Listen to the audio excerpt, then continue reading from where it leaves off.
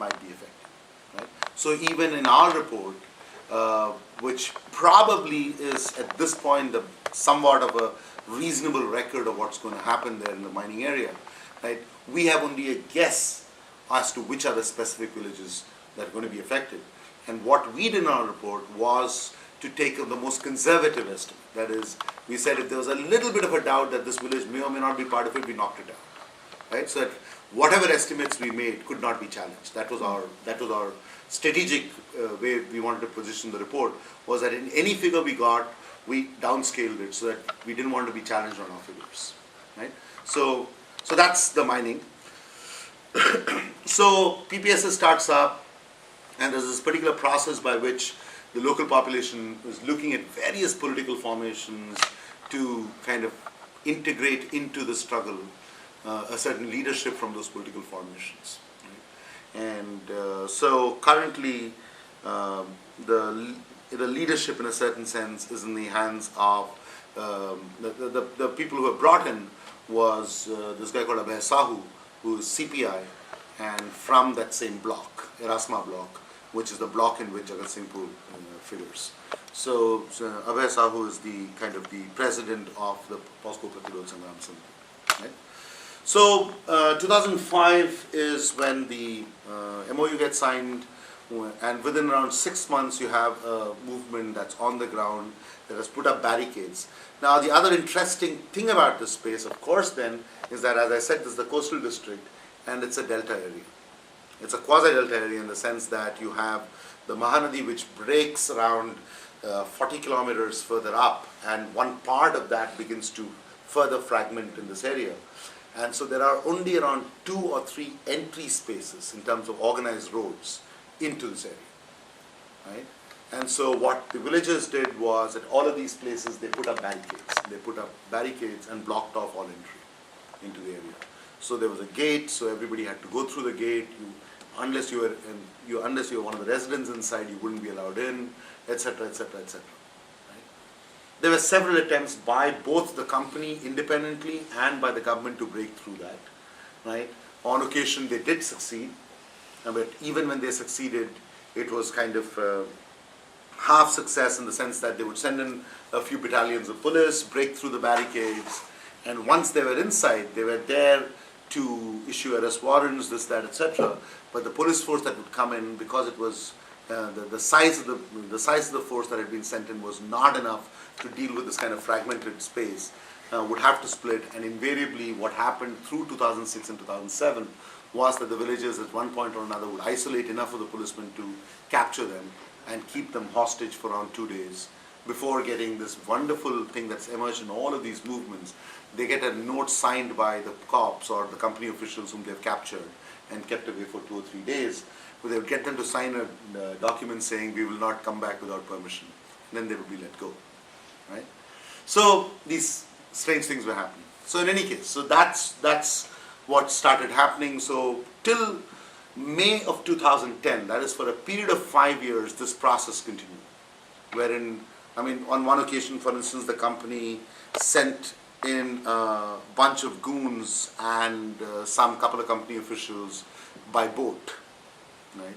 And so that was blocked because the boat route was seen as not monitored. And so that was blocked. So there were all these attempts, various attempts to get into the area, to even lay a foundation stone at some point, etc. All of these kind of battles were fought, but none of it happened till May of 2010. In May of 2010, 80 platoons, if I'm not mistaken, I forget the technical term, of cops were sent in. The barricades were destroyed. There was a lot of actual physical fighting.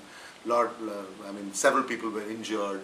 And before this, in the violence that had predated all this through 2007 and 2008, one person was killed, there were several injured during these processes of occasional skirmishes. But in May 2010 was the final act when they broke these barricades and came in.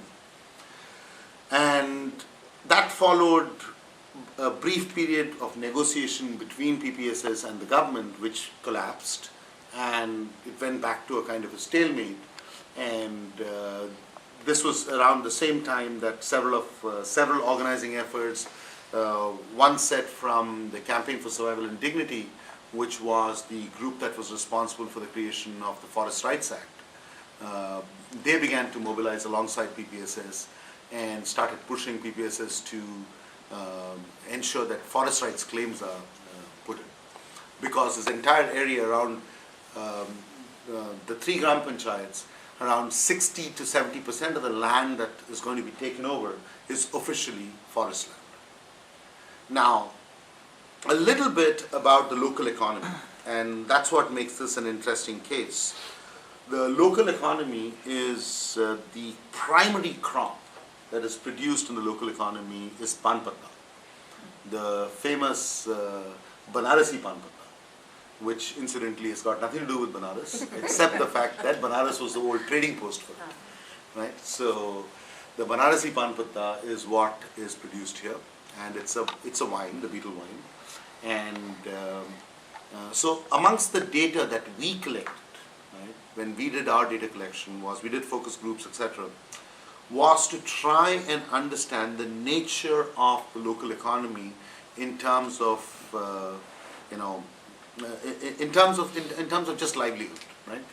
And so let me give you, I'll tell it to you as a story. So my first day in one of the villages in Govindpur, which is one of the villages that's being affected, I had met up with Abhay Sahu, and then the whole cadre of PPSS had shown up, or a large number of them. And at one point in the afternoon, we were all sitting out in this kind of slightly open field.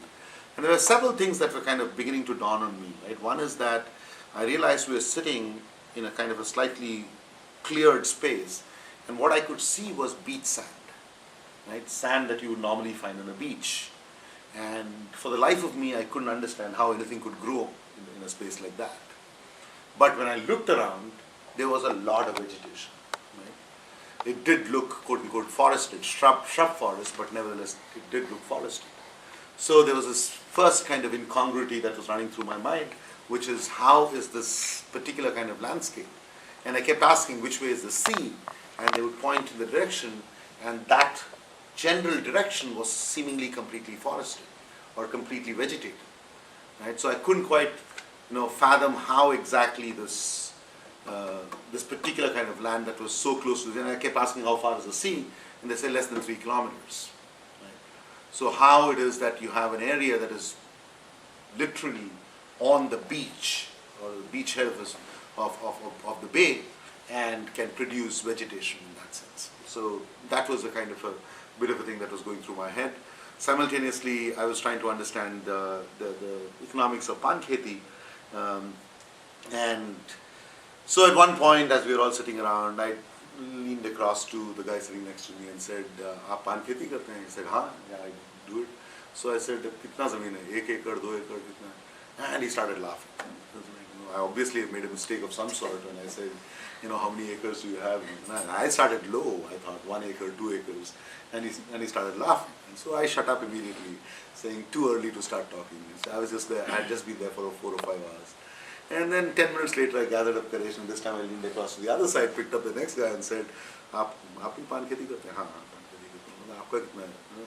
And I said, I thought maybe I had gone the wrong way, so I said, "Aapki kya 2-4 acre hai?" And of course, the same production. And then, of course, they figured out that I was asking this question, and there was a lot of mirth going around. And they said, "Agar 1 acre pe pan kheti, if I do pan kheti on 1 acre, then I'll be dead." Right? In the sense, the amount of labor it takes to do pan kheti on 1 acre, it would just impossible for a family. Even the amount of labor you'd need to control and manage would be so huge that you just cannot do it. Right? And these are all low middle class farmers. Right? And they then started the story of them talking about their plots of land that they control in decimals. 100 decimals make an acre.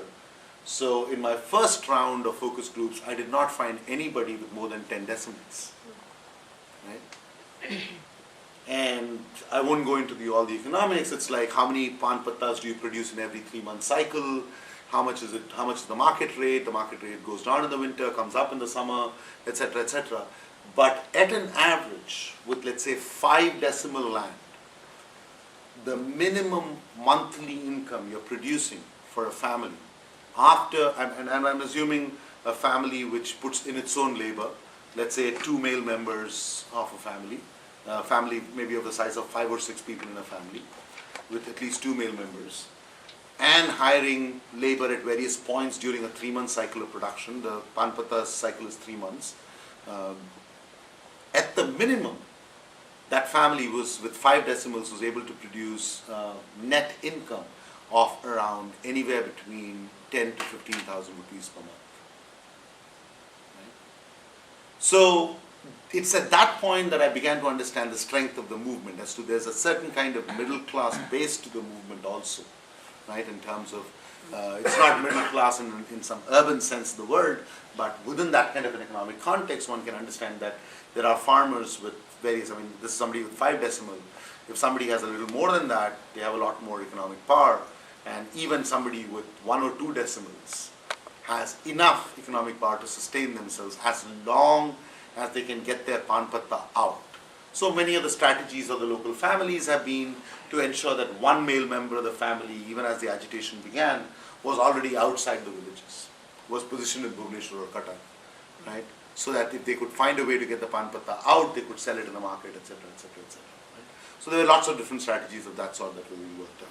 So this was, they were directly going to Bhubaneswar themselves, there was no middleman getting the... Middlemen were all in the village, right? I see. Some of the people who were growing panpatta were also traders. So as a matter of fact, the economics of the trade, I figured out from them, right? In terms of how much is the farm door price for panpatta, how much do they actually sell it for, etc. I figured out by looking at their invoices. I mean, in terms of all their khatas and their invoices that they had written to various companies that they were selling the panpatta to in Bhubaneswar, right? So it's by looking at that data that I figured out the actual full economics of the thing. So this is, in a certain sense, the story of what's happening in the local economy there, right?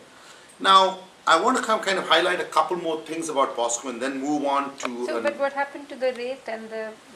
Oh yeah, sure. So, I mean, so one of the things that happened in the first day, in the first 24 hours, is that I kept getting confused, and I said, यहाँ पे पानी का, I tried to approach that question by asking questions about water, and one of the guys picked me up and said, आप मेरे साथ चलिए, and walked around 50 meters away from where the meeting was going on, and actually started digging. And in around 5 feet, the sand was so moist that it was pretty obvious that there was water just below, right?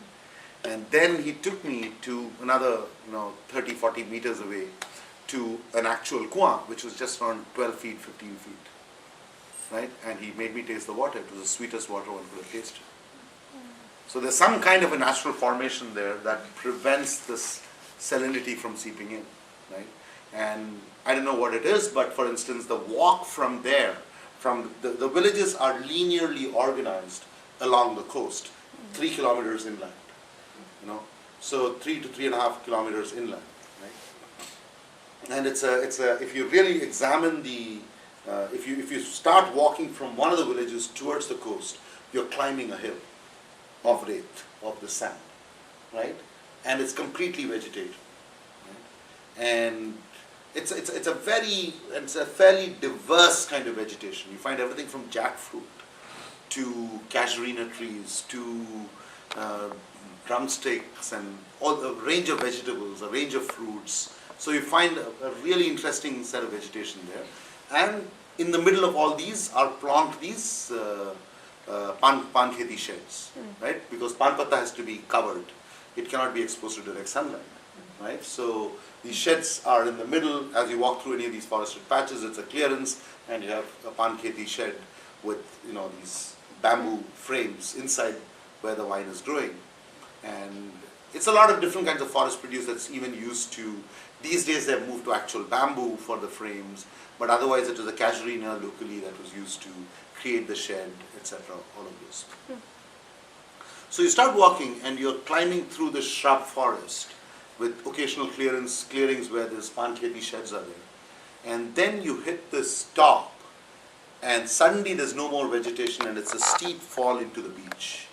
and then there's the beach, or at least what looks like a beach.